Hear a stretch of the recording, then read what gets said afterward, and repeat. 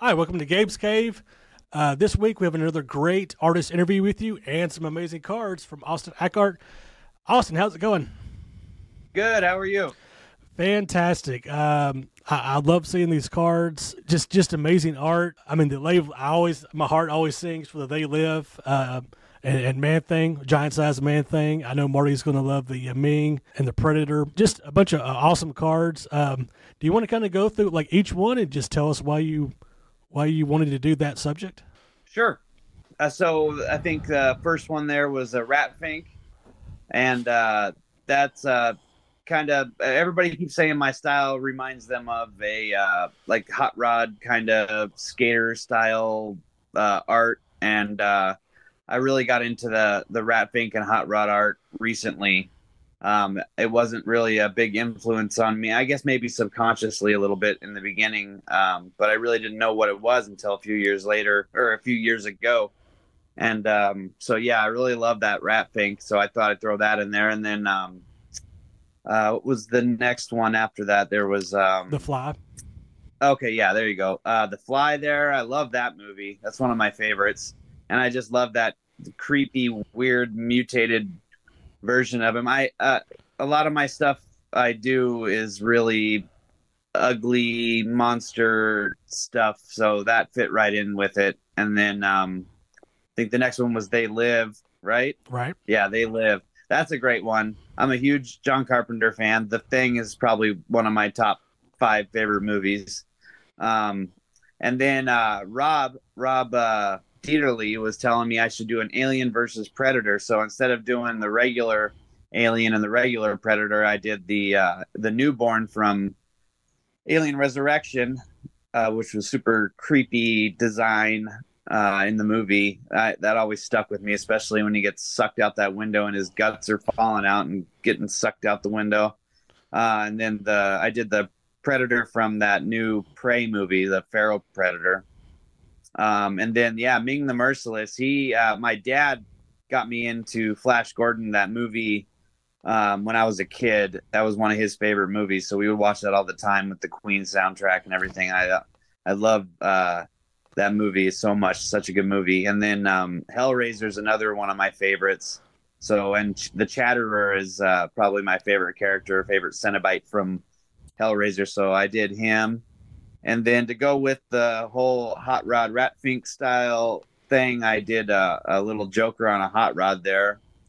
And then the next one is the thing on the wing, the little gremlin from the Twilight Zone movie, which I've been trying to find that movie on DVD.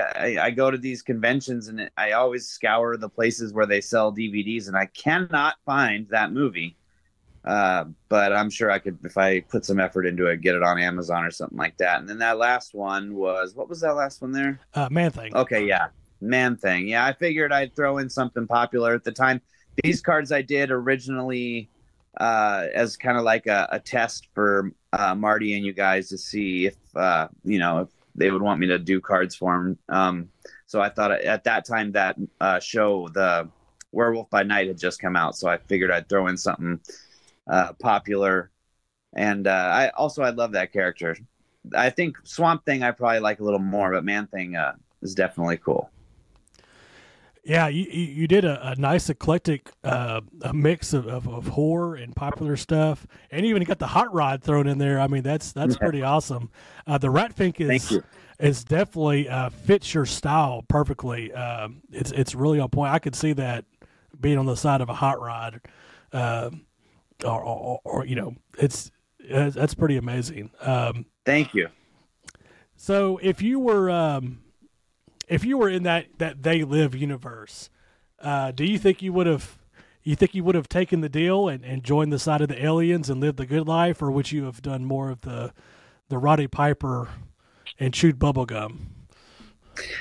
Man, I don't know. That's a good question. I would just take the deal and get the money. But depends on how much I had to sacrifice, I guess, for that life.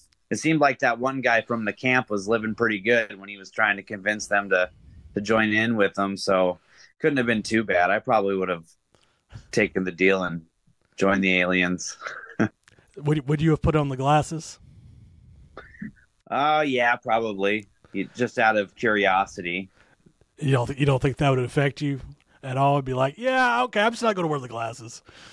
I don't know, man. I mean, we every day there's horrible things going on all around us, and we kind of just out of sight, out of mind, shove it away. And so I'm sure I would be able to, for the right amount of money, be able to, at least try to forget that that's what was behind the facade.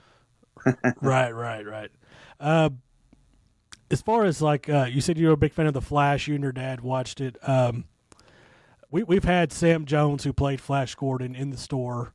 I saw that. We've met him a couple of times. I think Marty has his personal cell phone number. I think they talk sometimes. No way! Yeah. How cool. Yeah, Sam's a really good, really great guy. It's one of those movies that you either kind of like it or like, what is this? Like, it's kind of corny and cheesy, but the soundtrack, as you said, is amazing. I don't know what did you initially see it? Probably when I was like 9 or 10. My dad was able to rent it from like Blockbuster, Hollywood Video, or something. One of those movie renting stores that no longer exist. But he was like, "Oh my God, this was one of my favorite movies." He used to tell us stories about this movie. He would tell us the story about when they have to stick their hand in that. It's like a test where they have to stick their hand in this little like rock with these holes, and it's got this like creature in it, and it either stings you or it doesn't. And it's like a test to see if you're brave, or I can't remember exactly what the test was, but he would always tell us that story. So finally, when he was able to show us the movie, it was really cool to get to see all these things that he had told us about. Yeah, and you get to see a James Bond in there. Yeah. Isn't he the friend, the guy, the one that stuck his hand in the... Yeah. That didn't like him at first, right? Yeah. Yep. Yeah, just that's a really cool movie. Have you watched the Ted movies with him in it? Ted, with the teddy bear? Yes. I saw the first one, but this was like years ago when it first came out. I never actually watched the second one. Yeah, he was in both of them. Really? Yeah, Sam Jones was. Yeah, you got to check those movies out. His roles are pretty funny.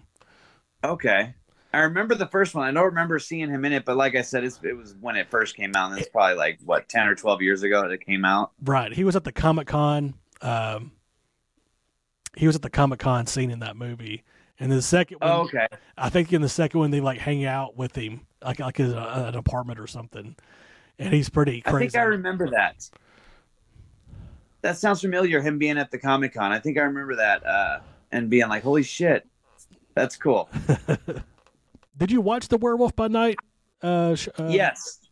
How did you like that? I thought it was cool. I thought it was a cool little like throwback. I liked that it was black and white. Now I hear they're coming out with a color version, which I mean, I don't know. Is it the same exact thing just in color now? Is that what they are saying? Yes. So I don't know. I kind of liked that it was in black and white. Yeah, it had that noir horror type thing going on. It fit. They filmed it. They filmed it for black and white. It looks like a black and white movie. Yeah, definitely.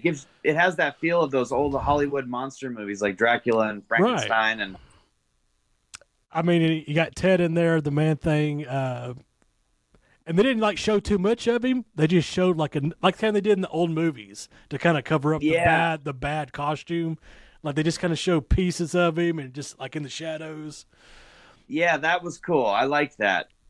And you could still tell he was CG, but it was still. I liked the way that they did it. I wish they would throw more practical effects into movies. It seems like I know that they're coming back and they're trying to do more practical effects in movies now, and they're kind of blending it with CGI. But for a while it was like practical effects had died, and it was really a bummer because I'm a huge fan of practical effects. Oh, my biggest one is Ninja Turtles. Oh yeah, I want the guys in suits. Yes. I don't want the Michael Bay. Yeah. I don't want Michael Bay. Yeah. Yep. Those movies were those were strange. I don't know how I feel about them because I'm a big Ninja Turtles fan, and I kind of liked how they were, you know, it was really detailed. They had lots of like gear and stuff like that. But the just having guys in green suits jumping around and then they replace them, it just doesn't have the same feel as when they were actually in the suits like the originals. Right. So if someone's like interested in following you and seeing what kind of art you're up to and maybe getting a commission or two from you, how can they find you? I'm on Instagram at Austin Ackert Art, all one word, no underscore, no periods or anything. Ackert is Ackert. And then on Facebook, it's The Art of Austin Ackert. And then, I have an email. It would be austinackertart@gmail.com. You can always email me there and commission me if you'd like or anything. And I'm working on a website. I actually won a website at an auction where it's some college student, I guess, who's going to school for web design is going to design me a website. So for free, lucky me. So that should be up and running at some point in the near future, but there's no definite date for it yet. Okay, well, keep us posted, and we'll try to make sure that we tell everybody. I appreciate you coming on and kind of talking with us and showing us your cards. And I know the Cave Dwellers can't wait to win these cards. Once again, if you guys want to win these cards, you need to go down to the description, hit that link, fill out all the information on that link so you can try to win these cards, and we'll send them out to you ASAP. Real quick, if you have a second, I wanted to promote the book I did with you guys. Absolutely. I'm the artist on the Gabe's Cave, The Legends of Maynard Lake, and then also the new one, The Last Hunt. So yeah, and then I think the Kickstarter is over for The Last Hunt, and I know that there's 3 more books that Rob was planning on doing, so keep an eye out for that in the future. Yeah, definitely. Be watching out for Austin in that cover. Doing great covers, great work out there. Thanks, Austin. Thanks. See you guys.